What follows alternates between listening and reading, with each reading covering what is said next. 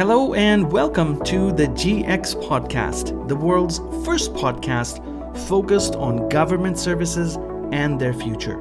In this podcast, we talk about everything related to government excellence, government service design and delivery, GovTech, and citizen engagement. Join us for insightful interviews and conversations every month. Visit us online at gx.ae.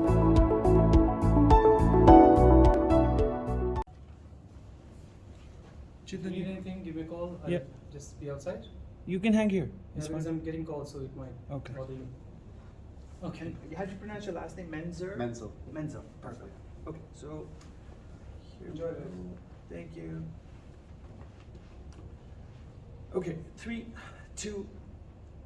Hi and welcome to the World Government Summit 2022. I'm here in Dubai with Ronald Menzel, and you're listening to or watching an episode of the GX podcast. Please welcome Ronald Menzel. Hello. Ronald, it's a pleasure to meet you, and I've been waiting to have this conversation. Now, tell our viewers a little bit about yourself. So I would say that I have like a very strange background. I've done a lot of different things in my life. Started in the music production, then at the beginning of internet, created e-commerce for Deutsche Bank, then went into production of Our Planets, creating a number of NGOs. But what was always like the common denominator of what I did was user experience and how technology can improve and change user experience. Yep. And then after that, I co-created the company I'm working for right now, Dreamscape Immersive, which is at the intersection of technology and storytelling, like immersive storytelling. Yeah. So when did this happen, Ron? How long have you been in the immersive industry? The last 5+ years? Actually, yeah, 7 years. Right, 7 years. So the last approximately 5 to 7 years have really rapidly changed how we've paid attention to, or how the industry has developed with respect to experience, especially with VR, MR. So many different things are happening. Not just on hardware, but also software. So there's a lot that has happened. And if you literally look at the news right now, it's all about the metaverse. It's about experiences. You look at Hollywood, there's a lot more CGI, there's a lot more, you cannot tell people from what has been animated. Is this what we're talking about? So yeah, this is, we're at the moment that is a transitional moment, I think, in history. Before it was like really easy to differentiate the real world from a digital world. Today, with virtual humans and so on, I think it becomes even complicated for specialists to understand, okay, was this created by CGI or was that real? I don't know if you remember the speech of Barack Obama that was created completely through a computer. And actually I was looking at it and I was like really, okay, well, I know that it's not real. I know that he never said that, but it was like really difficult for me. And this was like a few years ago. And I think that's now we've all seen like this fake videos and so on and so on. It's going to be more and more difficult to differentiate the real world from the digital world. Yeah. So what is the main reason that we've been able to do so much in such a short amount of time, right? I mean, look at personal computers. 30 years. It's taken literally 30 years for computers now to be everywhere. Cell phones, 10+ years from the old flip phones to what we have now, where we're using them every day. What is happening via VR? What is happening with these immersive experiences? Why the rapid acceleration? I would say that technology in general is evolving on an exponential curve. That's something that has happened since ever. So that's not something that is new. But I would say that right now it becomes like really visible, really spectacular, and you can see changes every year. For us, we're in the industry, it's still going too fast. We still think, okay, we all thought it would go faster, but if you take like a step back and look at the changes between 5 years ago and today, then you see that there were like an amazing number of improvements, and this is going to continue. Yeah, And, and I think a lot has to also do with hardware, developments in hardware, developments in microprocessor capacity, right? There used to be the law of where microprocessor capacity would double Yep. every few years. But I think that record has been shattered, and it's quadrupling every couple of years. That's correct. And what we're sorry, can we just restart this Yeah, this question? of course. I just forgot what I was. Just what I was go going with to- the yeah, stream. Yeah. Okay. So if we look at VR, why did VR evolve so fast? So VR is not like a new technology. It's an old technology that started already in the 60s, 70s, and so on. There were a number of iterations. But actually what made this iteration of VR feasible was the development of cell phones. So basically screens, small screens, then gyroscopes, and so on. So basically all these technologies that were developed for mass production of phones then could be integrated into VR headsets and make this available. Yeah. And you know what? It's a funny story. I went to NASA once on a tour, and I saw the computers they used to launch the first shuttle or something in space, and I couldn't believe I was seeing the real thing. I just couldn't believe it. And I said to myself, these cannot be the computers that sent the first man onto the moon. And so they say that the phones we're using today are 1,000 times more, 10,000 times more powerful. That's correct. Where do you see this going? Where is computing capacity going, especially with respect to how does it impact VR or that experience? Help us understand what you think of it. I think it's always very difficult to project accurately into the future. If you look at science fiction is very good at predicting trends, but science fiction is quite bad at actually predicting how the things are going to look like. Look at like touchscreens. So like in the 70s, in Hollywood science fiction movies, you had this touchscreen. But actually the touchscreen were based on the tube television technology. Mm-hmm. So it's like quite easy to understand what the concepts are going to be, but it's going to be difficult to understand how it's going to look like. So I would say it's difficult for me to predict something. What I know is that the changes we're going to see in the coming 10 years are going to be incredible. Yeah. When you're mixing actually different technologies that are developed in parallel, like AI, like virtual humans, so like CGI and so on, you're just going to open so many new possibilities. And I think that's where we should focus on rather than the technology is, okay, application of this technology. Because the technology is going to evolve so fast that if you don't use it for something that makes sense, we're just creating things that just don't make sense. Yeah. I mean, if you look at the consumer industry, you look at anything within consumer industry, gaming is an example we can talk about. But let's talk about government services as an example, and I want to talk about some of the things that are happening here in the UAE, in the United Arab Emirates, in Dubai, in Abu Dhabi, as an example in terms of the adoption of technology. The UAE government has a very strong focus on technology. We know that they have an AI program, they have a blockchain program, they have other things going on.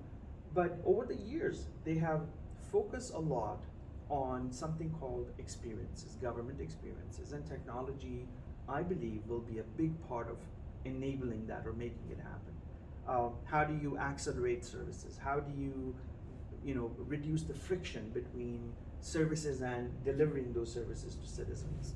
Do you anticipate or do you see immersive technologies coming into play when it comes to service delivery in general? It could be anywhere in the world. How do you see that? So definitely immersive technologies are going to have a huge impact on government services. What is the reason?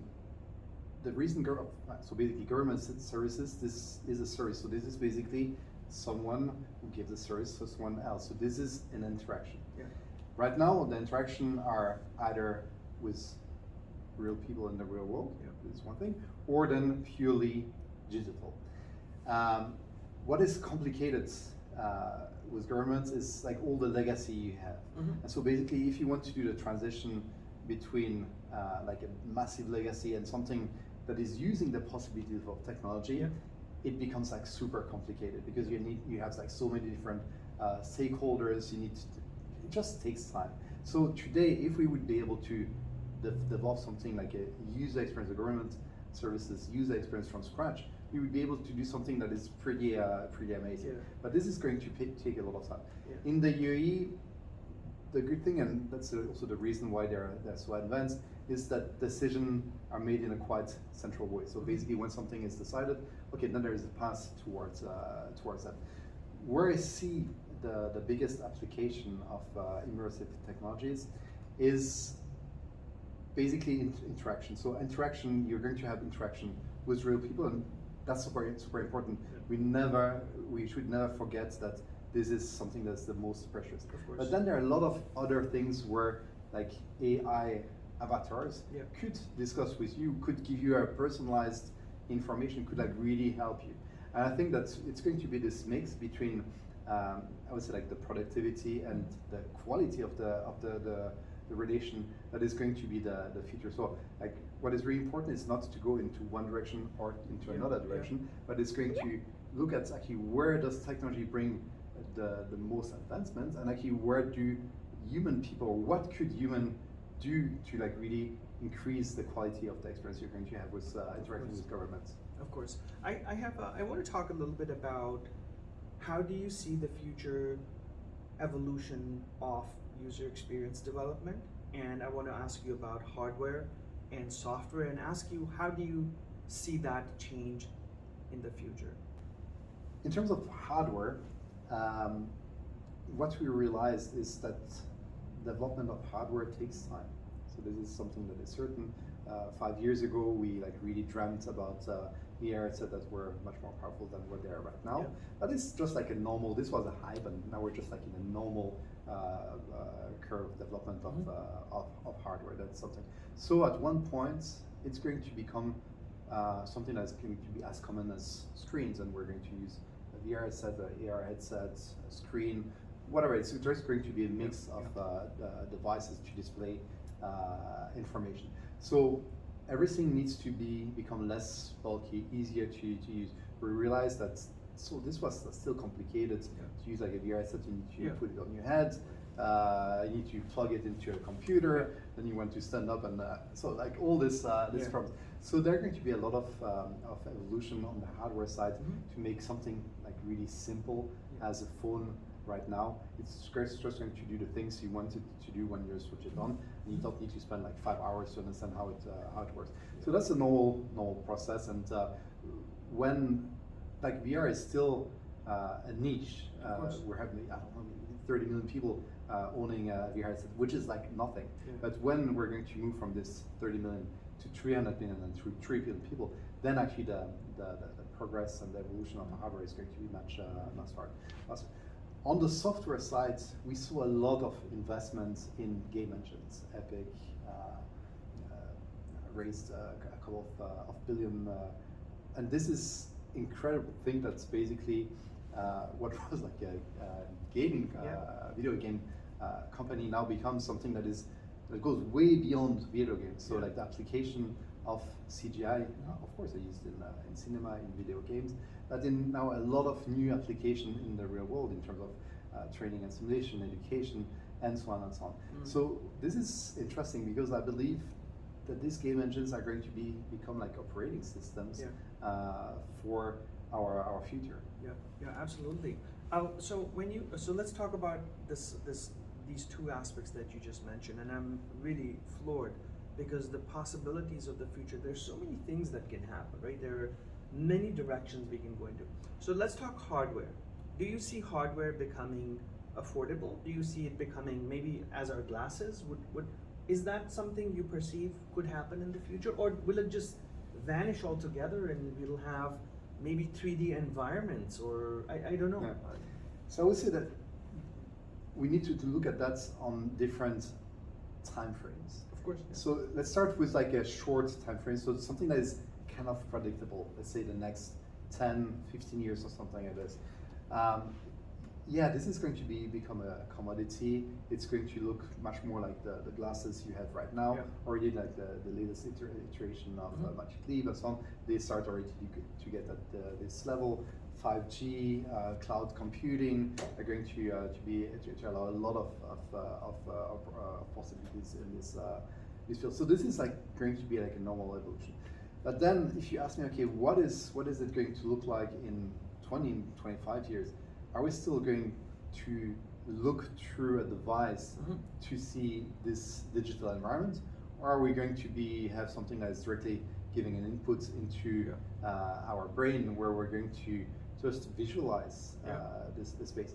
And this is quite interesting, because when you're looking at, if you're taking these devices where you're looking through, basically you're still linked to the laws of physics. So basically, if you're moving, you have the gravity, and so on and so on. So the limitation of what people are used to in video games, where they can fly, where basically they can get out of the laws of physics, are not possible. And so this is like a big limitation of what you can do in VR, AR without motion sickness and so on and so on and so on. But then, if you look at this other iteration, I don't know if it's going to be possible. I have no idea. But if it was possible, then basically you could directly lie to your brain, and you could make your brain believe that what you digitally see is real. So I think that's something that is quite interesting to think about. Absolutely, and when you look at things from, let's say, a government perspective, and technology on the other hand is just going in so many different directions. You're talking about brain implants, for example, and we have Neuralink, we have other companies that are experimenting with that, but governments cannot implant implants into people and say, okay, now we're going to deliver you services, right? There's all this futurescape of government services is so interesting. But what I would say, I think it's very much possible that if you walk into a future service center, if they exist in the future, you might have a lot more interactivity because of the technology maybe that's embedded on the wall. I don't know. You might be able to use gestures or something to do something. I don't know. This is clearly possible. This is possible today. So basically today, like the technologies of today allow it to do a lot of things you're talking about. So this is clearly possible, but now it's about just like recreating this user experience, and it's going to take time to get there. But this is something that is definitely possible. What I see is also maybe kind of how technology can use different things in order to create an outcome. For example, how can we use voice recognition in a service center as an example to deliver services? So I walk into a service center and I don't have to input my name. Maybe I can just talk to the system there and it recognizes my voice, because every voice has a specific imprint. Or you can also scan your iris. But when it comes to that interactivity, when it comes to that frictionless interactivity, you can just walk in and say, hello, artificial system, and it would just recognize you and say, oh, hello, good morning, John, and or whoever, and it starts that. So I think that seamless integration of our life with technology, services, whether it's private sector or government, whatever it is, booking an airline ticket, walking to an airport, is really mind-boggling. And I think we're headed into a very exciting time as we go on. We see a lot of this in Hollywood, right? And you are connected to that grid. Help us understand, what are you seeing maybe in Hollywood that helps us understand some real things that might happen in the next few years? I would say that Hollywood is always talking in black and white. That's normal. If you want to do something that is exciting, you're not going to do what the real world is about. This means a nuance. And the real world is always going to be a nuance and so on. As I said, Hollywood was always very good at understanding or at displaying this kind of like concepts, but of course they were like super exaggerated. Yeah. If you look at a lot of movies in the 80s, 90s, 2000s, Space Odyssey, Terminator, RoboCop, The Matrix, War Games, and so on. So these were all movies that told us that technology is controlling us instead of being at the service Correct. of mankind. Correct. And do we want to live in this world? I personally, I wouldn't want to live in this world. Yeah. So this is interesting to see that, yeah, all the things are possible, but now we need to decide what is good for us. And this is why I even being part of a high-tech company, I really hope that everybody's still going to remember that that we live on a real planet. Yeah. I always say that if you look at the future, you need to look back, because if you look at the things that did not change for 2,000 years, well, there's a reason for that, and the reason of evolution being something that is perfect, that perfected our world, is there, and this means that it's not because we can develop something with technology that we're going to do something that is as good as thousands of years of evolution allowed to do. So always look at what is needed for us instead of just creating something because technology allows to create something that is cool. Very rightly said. Try and solve problems, and then you will find the tools, rather than take the tool and then try to find the problem that you can solve with it. Ronald, help me understand, and our audiences and listeners and viewers understand, maybe some of the things we can do as we head into this society of virtualization or VR or MR or the metaverse. So many different definitions. What can we do to get into it responsibly? It's going to be the same answer. Just think about what is important for you, what is important for human beings. Okay. I believe that what is really the essence of human beings is relationships. Yep. It's okay, you need to eat, you need to enjoy sceneries, you need to meet people. This is what is really important. And let's try to use the technology in a way that it helps to do that rather than separating us. When we created Dreamscape, so what we wanted to do was using technology to allow people to get out of their homes, meet in a place, do an amazing technology in the metaverse, and then actually go out and have a drink together to discuss about the experience that they had. So this is all about bringing people out of separation and having them enjoy something that is like super cool, because technology allows to do super cool things that you cannot do in the real world. Absolutely. And then talk about it. And the second thing is okay, don't try to replicate with technology what you can do in the real world. It's always going to be better in the real world than through technology. But actually use technology to do something that is not possible to do in the real world. It's not possible to for most of us to travel to the moon or to Mars or to be miniaturized at the level of a molecule, to explore your body and so on. So these are all the things that are super cool for technology. But all the things that you can do in the real world are always going to be cooler in the real world. Yeah, amazing. And I think there's a great lesson in there for any entity, private, public, to think of, as you said, think about what people want. Whether it's they want to stand there and wait. Nobody likes waiting for anything, right? So how do we create those experiences? I think a lot of this will be experimentation. A lot of this has to be smaller groups. It has to be focus group. It has to be smaller test pilots. And I think that's a great way to do it. Do smaller pilots and see what the interaction is, how your audiences and people respond. And there's also, every society is connected with technology, even through technology, but many people do not have technology. They will not have a VR headset, or they might not buy a VR headset. It'll be super interesting to see in the future how do we eliminate maybe hardware so that the software can do it all. I don't know. There's so many things. Well, I guess there will always need to be an interface, of course, between the human brain and the digital world, our computer. So there's always going to be something that's a piece of hardware that is connecting that. But what I would also say is have fun.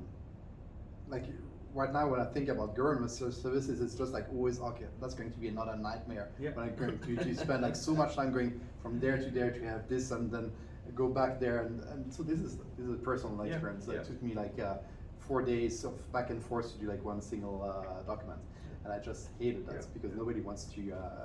Let's just do it in an efficient way, but also like in a fun way. So put some humor, put some storytelling into it. Don't be like just like bland. Just try to make it. Take a little bit of what people love, which is entertainment, storytelling, and so on, and actually augment this experience that is like necessary but boring by just adding, using technology to make it more efficient, more fun, and so on and so on. Absolutely. Well, it's been such a pleasure speaking with you, Ronald. Thank you for joining us here on the GX podcast, and we definitely look forward to following you and your work in the future. So thank you so much. Thank you very much.